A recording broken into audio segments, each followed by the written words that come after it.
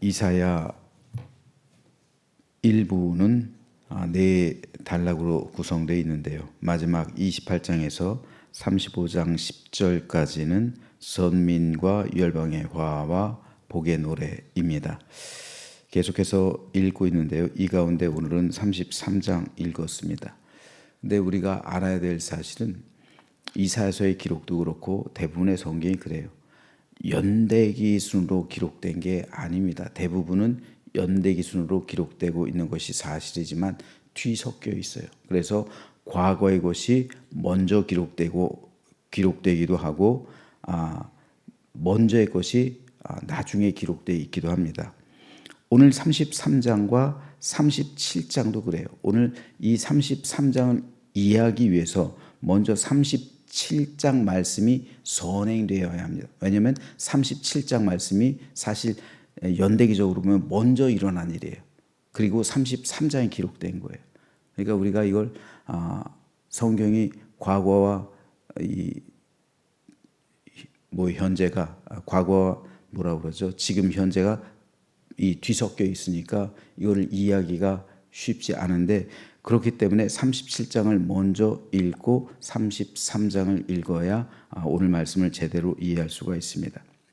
37장에 보면 반아수르 정책을 취했던 남유다를 향해 드디어 아수르가 심판하러 와요.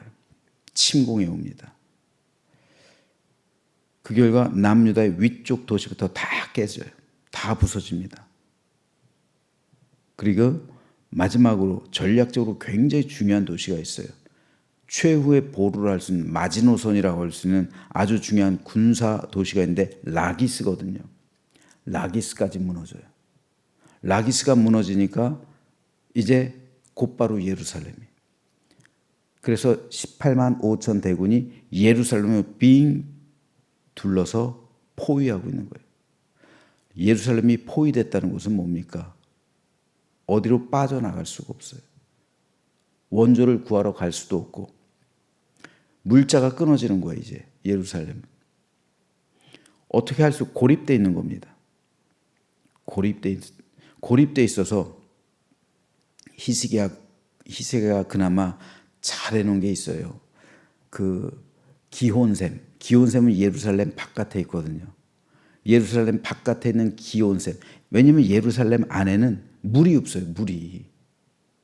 물이 없는데 이 예루살렘을 빙 둘러 진쳤으면 어떻게 되겠어요? 물이 떨어져서 이거 항복할 수밖에 없죠. 근데 유일한 샘의 근원이 기온샘인데 예루살렘 바깥에 있거든요.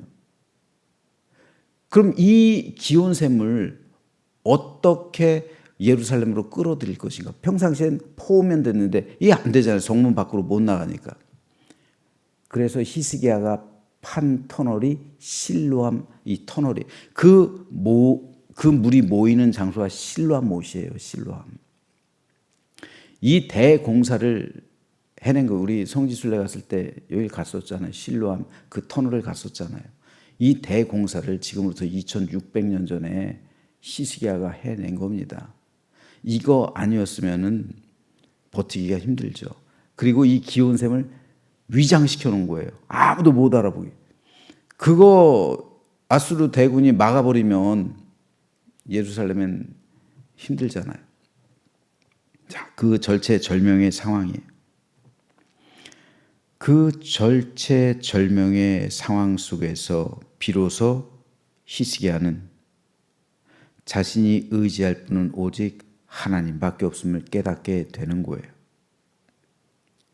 인간적인 생각과 계획으로 이전엔 반아수르 동맹을 맺었죠.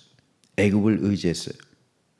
이에 대해 하나님께서 이사야 선지자를 통해 심판을 말씀하셨죠.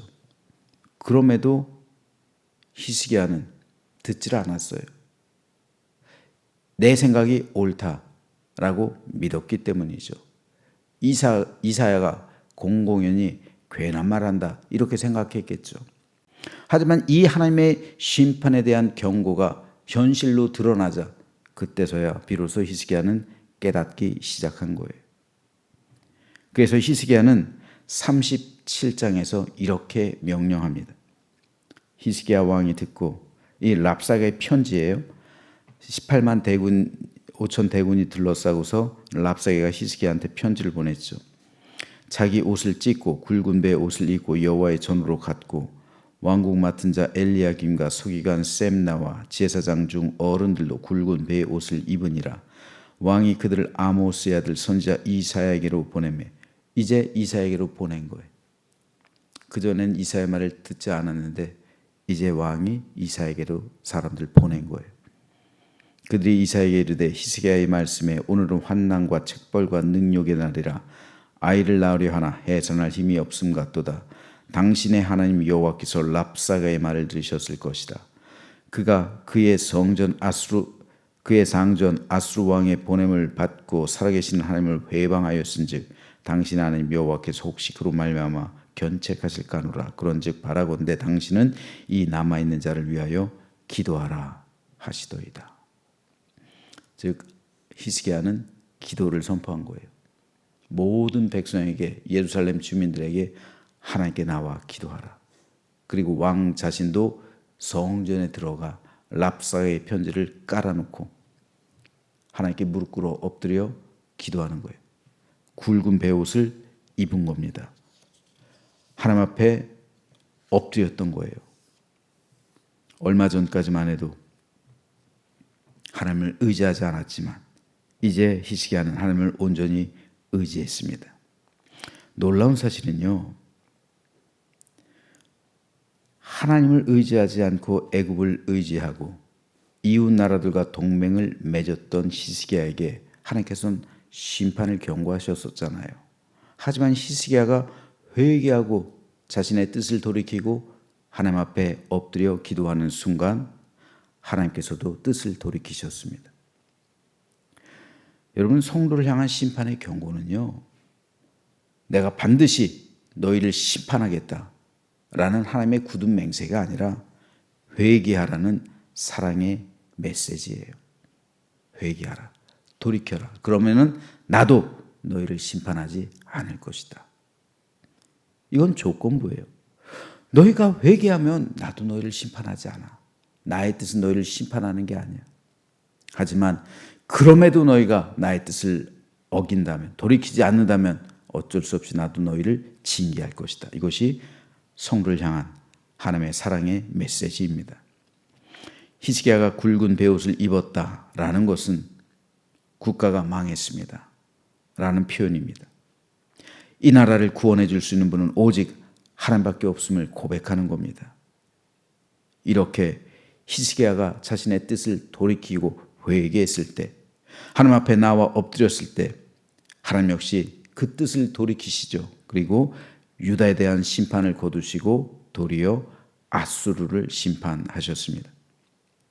오늘 우리가 읽은 33장은 히스기야의 이 기도에 대한 하나님의 응답 말씀을 기록해 놓은 것입니다.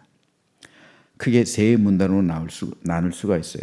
8절까지는 대적 저주와 구원 광구 및 대적 멸망과 평화 시대의 도래 예언을, 7절에서 16절은 남유다를 침탈한 대적들의 심판과 시온의 의인들을 향한 구원의 예언을, 17절에서 24절은 영광의 왕의 지세 아래에서의 선민과 예루살렘의 안전과 구원 회복을 예언하고 있습니다. 오늘 이 가운데서 6절 말씀에 대해 잠시 살펴보겠습니다. 내 시대에 평안함이 있으며 구원과 지혜와 지식이 풍성할 것이니 여호와를 경외함이 내 보배니라. 하나님은 굵은 베옷을 입고 겸손하게 자신의 뜻을 돌이키고 이제 하나님만을 의지하고 하나님의 전에 나와 무릎 꿇고 엎드려 기도하는 히스기야에게 내 시대에 평안함이 있으며 구원과 지혜와 지식이 풍성할 것이다 말씀하셨습니다. 평안함이 있다는 것, 대적들로 인해 두려워하지 말라는 거예요. 도리어 내 시대에 구원과 지혜와 지식이 풍성하게 될 것이다. 하나님은 응답하십니다. 여기서 구원은 예수오트예요. 예수와, 즉 예수님도 원래 이 구원이란 구원자란 의미가 있죠. 여호수아도 마찬가지고요. 하나님의 구원 역사들, 건져내심을 의미합니다. 지혜는 호크마, 하나님의 뜻대로 살아가는 실제적인 능력을 말하고요. 지식은 다트, 하나님을 아는 영적 통찰을 의미하는 히브리어 단어들입니다. 즉 이 단어들은 하나님께서 위기 때마다 구원해 주시고 문제 해결할 지혜 주시고 하나님을 아는 지식이 풍성해지게 될 것이라는 말씀입니다.